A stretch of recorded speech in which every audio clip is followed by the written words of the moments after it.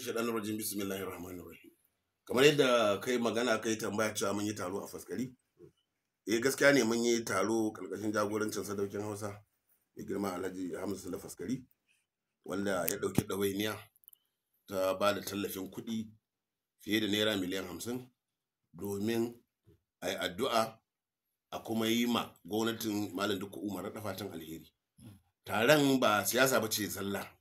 abubuwan ne da ke faruwa a yanzu. Akwai buƙatuwa kowa ya hito ya bada gudunmuwar da zai iya yi musamman wajen addu'o'i, domin ga ita addu'a in aka yi ta aka haɗa ta da sadaka to Allah na ansa ta da gaugawa. To abubuwan da suka faru shine mai girma shi sadauki ya ɗauki ɗawainiya a ƙaramin hukumar Faskari ya je yi wannan addu'a, kuma na san mutane da yawa sun koyi, dan ko a ƙaramin hukuma ta Musa shi ma dan majalisar mu na jiha Honorable Lawal Awai shi ma ya ɗauki irin wannan ɗawainiya. Ana yin addu'o'i a local government headquarter, kuma yanzu insha Allah zai ci gaba da yi addu'o'ar headquarter ta yin wannan addu'o'i. Su addu'o'i ga mu musulmai kowa san tasirin su,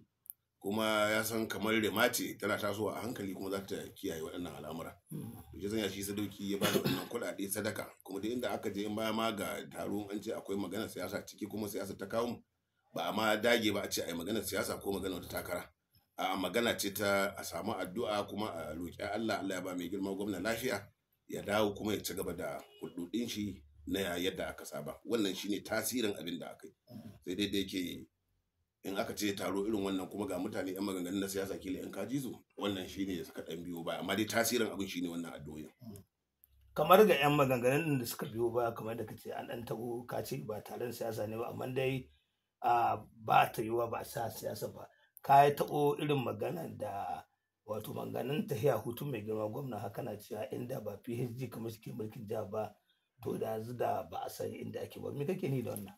Kamar yadda na ce musu ko kuma nake gayawa, na ce na dan ɗauki mintuna bari in magana kan sharhi yadda yan adawa ke magana. Malam Dikko Umar da Allah ya sani tunda ya shigo cikin gwamnati yana iya kai shi, kuma kowane ya yarda cewa daidai gwargwado abinda Malam Dikko Umar ya kan aikace a jihar Kaduna lalle ya nuna shi mai ilimi ne, kuma ya zo da burin yadda zai taimaka ma al'ummar jihar Kaduna. Akwai waɗanda aka yi takara tare da su tun daga su na jam'iyyar APC wanda muka yi takara tare da su, suna nan sun koma. Dan yanzu kamar misali in ka ce waɗanda muka yi takara da su, akwai irin su tsohon sanata Sadiq Yar'adua wanda ubangida ne shi ga mai girma Dikko a lokacin da ya mai aiki. Shi ma na gata ADC, kuma ana ta surutai daidai gwargwado, wanda shi ina ganin da girman shi da shekarun shi ya wuce duk irin wannan, amma dai bai hana tun da siyasa ce kuma kila nema ne, ko da ɗanka mutum na iya takara, ko da ɗanka na iya nema, tunda kowane in ya nema aljihun shi zai sanya. To amma dai irin waɗannan wanda mai girma gwamna ke ba da tako yake girmamawa a matsayin wanda ya taɓa mai SLA lokacin da yake sanada, to dole ya kiyaye, sai ya tsare mutuncin shi, saboda duk abin da ya kamata mai girma gwamna ya mai na mutuntaka ya neme. Ita kuma siyasa tun daga yadda take, so ya kamata kada mutane su zuga shi suka sauka layi. Dan ya sauka layin mu ba za mu kalli dangantakar shi dukkan da shi ba. A dole mu siyasa ya taba tunda har yana iya warewa ya tashi, muna iya warewa mai tamu, amma har ya zuwa yanzu muna mai irin abin nan tunda ubangida ne. Na san mai girma gwamnan ba zai so mu rika bashi an so shi, amma dai in ya ci gaba ko da gwamnan zai da ko ba zai ji tunda mun aka taba siyasa mu mun san sana, amma aka taba. To akwai kuma sauran mutane waɗanda su a wuraren ba damar da ba su samu ba kan wannan matsalar, amma yayin naga inda waɗanda muka yi takara tare da su na jam'iyyar mu mutum tara, da kuma waɗanda muka zo muka yi takara da PDP da sauran jam'iyyu, kowa ya san Malam Dikko Umar ya yi su cancanta, kuma ya yi su ilimin boko, ya yi su ilimin addini, kuma daga gidajen da ya hito tun da ya taso dama shi gidansu irin wannan mulki ya samu, ko kuma ya sani wanda ya gada ga mahaifin shi irin na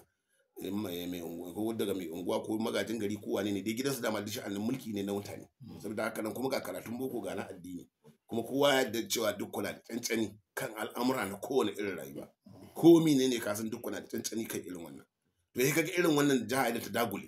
wannan jarabta ce ta ubangiji. To tunani na shine inda waɗancan yan bani na iya da wancan yan sara suka suka samu wannan dame, kuma a yadda wannan jihar Kaduna ta zo a yanzu a ce su ne ke ka,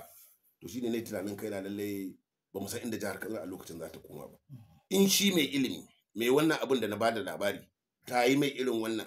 to kai mara ilimin inda ka samu ba a sani ba.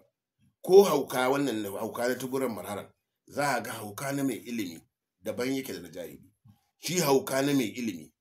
in yana yin shi za a ga ko da yaushe na da takardu ya karanta can ya bide ne, za a gan shi haka yake ta yi. a daga ta ai da ka gan shi mahaukaci amma ka san akwai ilimi tare da shi shi ko hauka na mai jahilci ko da yaushe dai gan shi bisa bola can ya ci kashi can ya dauki wancan mushe can ya wancan saboda haka nan duka akwai bambanci na rayuwa ga shugabanci in dai hauka ma akwai bambanci ga irin wannan to ina ga masu ilimi ga na siyasa so dole duka Umar da na da bukata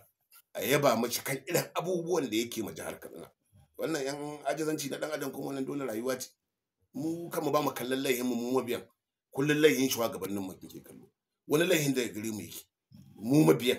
mu ne duk abin da aka ran naji kwamishinan tsaro na bayani kowa na da gudunmuwar da zai bada kan matsalar tsaron nan an dauki mutum ya sa an dauki uwa ta mun gani wani ya sa an dauki kanne ne mun gani wani ya sa an dauki makota ne duk abin da ake ba wanda zai shigo cikin garin ku ba tare da sanin dan garin ku ba ko gidanka aka shigo kaga an dauke ka wallahi an bincika akwai dan uwanka na jini ko dan uwan abokan arziki ko kuma wanda hasada ta yi mai katutu ya ta ya gayyato su zo su dauke ka saboda shi so yake ka koma ƙasa baka da shi baya da shi to kaga kowane akwai gudunmuwar da zai bada sannan akwai garuruwa irin namu waɗanda ƙauyuka da tsoro ya shiga zakatan mutane mutuwan nan da ya guda ɗaya ce kowa kuma sai yayi kuma wanda ya mutu cikin wannan halin ai shahada ce kuma wanda zai shahada cikin ta ai sai yayi ko min dubara ka dai mutuwan nan sai an yi ta to amma hidi da tona ma su mutanen asiri a ce ga yadda za a yi kamar yadda na ji kwamishinan tsaro na magana cewa babu wani wanda ya taba zuwa ya ba su information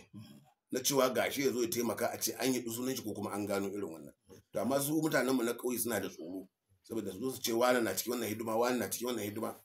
bai yiwuwa tunda bai yiwuwa ka ɗauko tunda in ka je an kama bandit wani za a gan shi da kitso wani za a gan shi ba irin mutanenmu wani nan a mutane ne na can cikin daji wanda ba su da alaka da gari inda an shigo gari to kawo su kai kuma ko kwanaki na ga wani bandit din ana hira da shi ce rabon shi ma da ya tako kwalta kusa shekara 5 duk inda ka gan shi da ya zo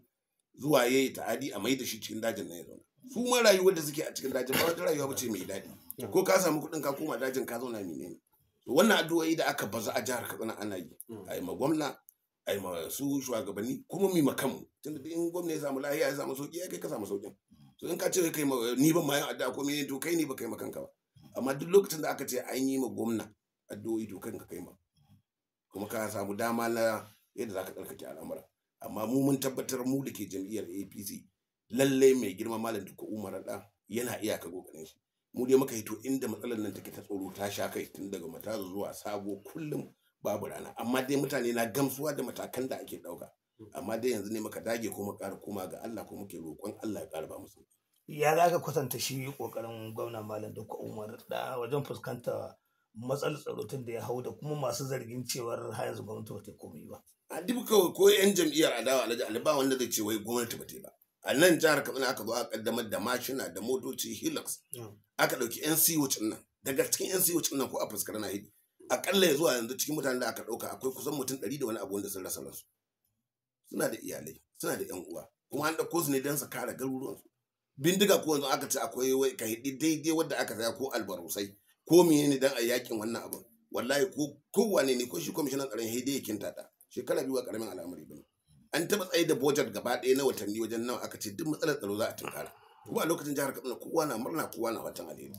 amma ya zuwa yanzu duk abin da ake kan tsaro to ko wannan satin misali na tabbata ba gama aka yi ba kuma ba cewa muka yi ba mu fama da matsaloli ba a yankunan mu amma ko shekarun jana za an shiga matazo wani gari na Raddawa cikin iko Allah abubuwan da mutanen an yi masu abubuwan da ba yan ta'addan suka yi amma ansar da aka ba yan ta'addan daga bangaren gwamnati dole su kan sun tausaya kuma sun gane lalle gwamnati na iyaka yin ta wannan jarumta ce ta ubangiji kowa ya gyara halayya shi kaga yadda za a yi amma ba komai ta zo ba dan adawa dan ya lade da wannan da ni abin nan dauka maganar tsaro bai kamata a samu ta siyasa tunda dan banga ko kuma dan ta'adda in ya zo ba ruwan shi da PDP kake APC kake me kake yi a siyasa aje ta lokaci ke gare ta in ta zo ba wanda ake tsoro ko kuma babu abin da za a ce ba a yi amma dai yanzu mu tunkari wannan matsalar da mu yan jam'iyyar da wanda ba jam'iyyar ba a zo a tunkara menene matsalar mu ya za a yi mu samu sa'a ya za a yi mu rage waɗannan abubuwan to idan aka yi wannan to lokacin siyasa in ya zo in kana ganin ka taɓa ba da shawara to kana ma da dama ka hauduro ka yi cewa ai na je na ba malam gwamna Dikko Umar da shawara iri kaza shine bai ɗauka ba da an ɗauka da an samu magani amma kawai ka shige ɗakin ka wasu ma suna Ingila kawai da yake ku yan jarida yanzu duka mobile kuke komi abu sai kawai mutum ya buga waya ya ba da labari wai Katsina ana kaza kai ka ganshi a Katsina ka ganshi ko jaje ya zo duk bai wannan ba amma kuma shi ke ƙara zuga mutane yana hidin wasu maganganu talakawan da ake mulka wallahi ba mahaukata bane sun san abin da ake yi kuma suna gamsuwa da abin da malam duk umar ake